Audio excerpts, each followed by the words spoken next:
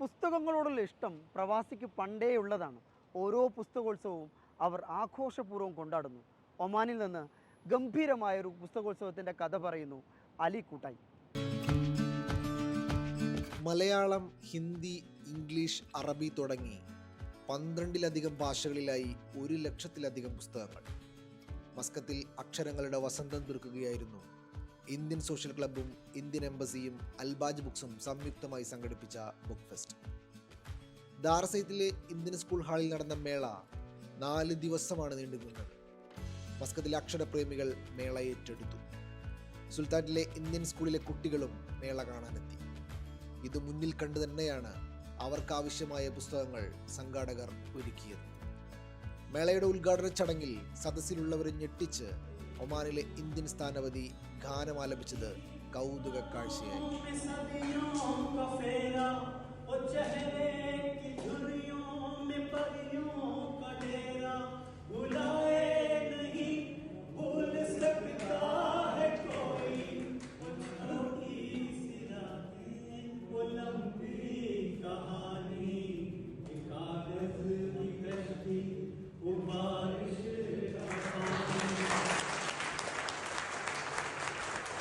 This is all of us to thank His Majesty the Sultan for his benign blessings that he has conferred on everybody who resides in Oman for organizing such vibrant programs like Book Fest in Oman. I have been part of many such cultural celebrations, activities in town ever since I came 2 months ago. Today has been icing on the cake. To see the book lovers all assembled together to promote the good habit of reading and the culture of learning, a learning which is a lifelong experience and a friend, is something which was very, very inspiring. I really compliment all the organizers, Indian Social Club, Al-Bhaj Books, and the dignitaries who you see across here to have been part of this entire celebration. All in all, thank you very much.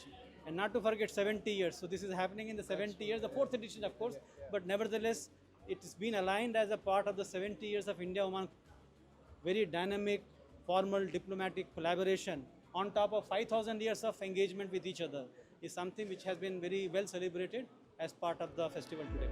ഇന്ത്യയും ഒമാനും തമ്മിലുള്ള നയതന്ത്ര ബന്ധത്തിന്റെ 70-ാം വാർഷികം ആഘോഷിക്കുന്നതിന്റെ ഭാഗമായാണ് Indian social club ഇത്തവണത്തെ പുസ്തകോത്സവം സംഘടിപ്പിച്ചത്.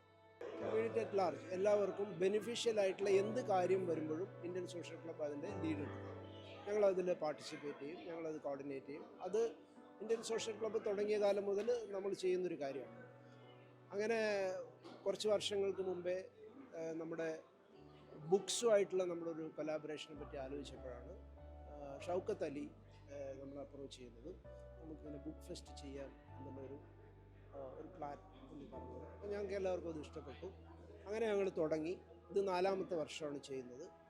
ഇത് എല്ലാവരും വളരെ സന്തോഷത്തോടുകൂടി ആക്സെപ്റ്റ് ചെയ്തൊരു ഒരു ഫംഗ്ഷൻ, ഒരു പ്രോഗ്രാമാണ്. ഇതെല്ലാം ഇപ്പോൾ 4 വർഷമായി. ഇത് പിന്നെ വളരെ വിജയകരമായിട്ട് തന്നെ നടന്നുകൊണ്ട് പോകുന്ന ഒരു ബുക്ക് ഫെസ്റ്റാണ്. അപ്പോൾ മറ്റ് ബുക്ക് ഫെസ്റ്റിനോടൊന്ന് കമ്പയർ ചെയ്യുകയാണെങ്കിൽ നമ്മളിവിടെ വളരെയധികം, എനിക്കൊന്ന് ഇവിടെ വന്ന ആളുകൾ മുഴുവൻ അങ്ങനെ വളരെ നന്നായിട്ട് അപ്രീഷിയേറ്റ് ചെയ്ത് ഒരു പ്രോഗ്രാമാണ് ഇന്ത്യൻ സോഷ്യൽ. അപ്പം ഞങ്ങളിത് തുടങ്ങുന്ന സമയത്ത് ഇന്ത്യൻ എംബസി ആയിട്ട് ഞങ്ങൾ ബന്ധപ്പെട്ടു. ഇതിൽ ഇന്ത്യൻ എംബസിയുടെ കീഴിൽ ചെയ്യാൻ പറ്റുമെന്ന്. കാരണം എല്ലാ കമ്മ്യൂണിറ്റീനെയും ഇത് പാർട്ടിസിപ്പേറ്റ് ചെയ്യണമെന്ന് വന്നപ്പോൾ ഇന്ത്യൻ അംബാസിഡർ അന്നത്തെ നമ്മളോട് സഹകരിക്കാമെന്ന് പറഞ്ഞു. അങ്ങനെയാണ് ഇത് ഞങ്ങൾ ഓർഗനൈസ് ചെയ്യുന്നത്. അപ്പോൾ ഇന്ത്യൻ സോഷ്യൽ ക്ലബ്ബും ഇന്ത്യൻ എംബസിയും കൂടെ ചേർന്ന് അൽ-ബജ് ബുക്കുമായി കൊലാബറേറ്റ് ചെയ്തുകൊണ്ടാണ് ഇത് നടക്കുന്നത്.